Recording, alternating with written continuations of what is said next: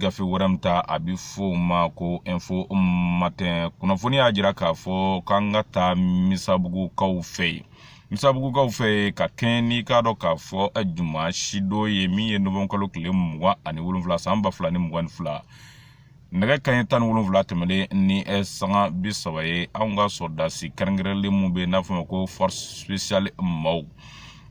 uye wulika joke kalaba ka tege da kojugukela jamakulu do kon buluka na bifuma ko groupe de criminels et de narcotrafiquants mumbe ikaro ka fo nyanamini fura nu olu nyagami kado jamana kono misabugo ka fe ni wale akera yoromna ani hôpital du Mali ore chemanja kono funu ya jira ka fo wulika jo ataraka nyeshi karo ka fo ni kojugu kela numa ka sauke mi ye novon kolo kle tan ani shegi samba fulani mwan fula temele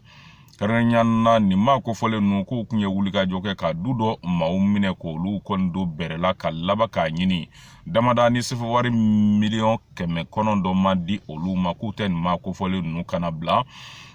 yalma mi ye karo ka fo kokaini ni oye nyanamini fura juguma badoye ni tege dara oka anga duanyon fe ko o kokaini o tara famfe o kibara o kadi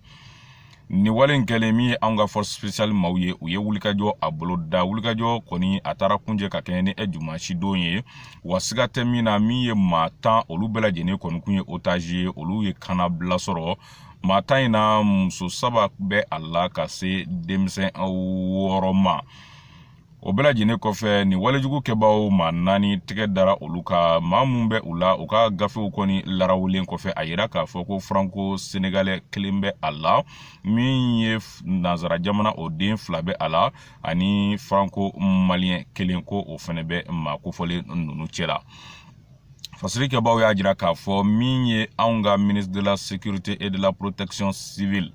aye wele bla jamana de maka nyini bela jine fe beki chesri beka ke soldasiye